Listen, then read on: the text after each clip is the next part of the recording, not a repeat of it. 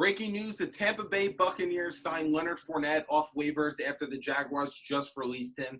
But all I got to say is what a phenomenal pickup for Tampa Bay. Now they are in position to not only compete with the Saints in the NFC South, they're real threats to come out of the NFC and make another Super Bowl appearance. And they signed Tom Brady for 2 years, the Super Bowl savant, 6-time Super Bowl champion, 9 Super Bowl appearances, and the Buccaneers are in position to do just that.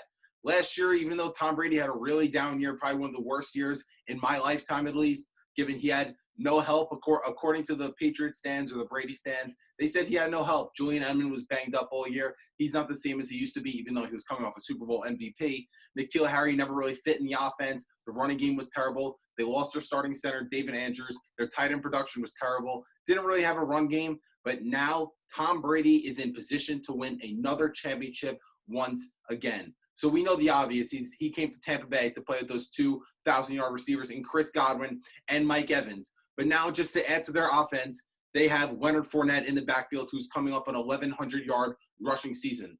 So the Buccaneers, especially can't leave out that they have a great head coach in Bruce Arians, an offensive savant. So the Buccaneers may put themselves in position to be one of the top offensive teams in the league. And this just adds more pressure on Tom Brady to deliver. I don't want to hear the notion that, oh, well, he's old. If he doesn't play well, he's old. That system quarterback narrative, that's still a narrative, and that could end this season. I've been in the mindset that Tom Brady is a little bit of a system quarterback. I've watched his games year after year and say, I don't know how receivers are just getting that open in the flats in the middle of the field time and time again. But he's in a new system. Yes, he's old. He's not in the peak of his powers. He's not in his prime anymore. But given those 2,000-yard receivers, still got O.J. Howard, he's proven to be a pretty good tight end, and now a 1,000-yard running back in the backfield, as well as 2,000-yard receivers on the end. I expect Tom Brady to have a pretty big year. Is he going to win MVP? No, those days are over.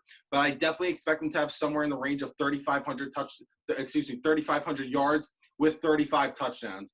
The Buccaneers are really in position to make some noise in the NFC. The NFC is loaded. I'm not going to dispute that. Between this New Orleans Saints, we all know they're still probably the favorites in the NFC South. The Seahawks can never count them out. The reigning NFC champs in the San Francisco 49ers. Can't leave out Green Bay. Other teams are going to be there to compete, but the Buccaneers are now in position to be a top team in the NFC. Thanks for watching the Falco Takeaway. For more daily sports content, please follow me on the Falco Takeaway on Instagram and YouTube, and be sure to check me out on the Sports Hit List and 6048 Sports.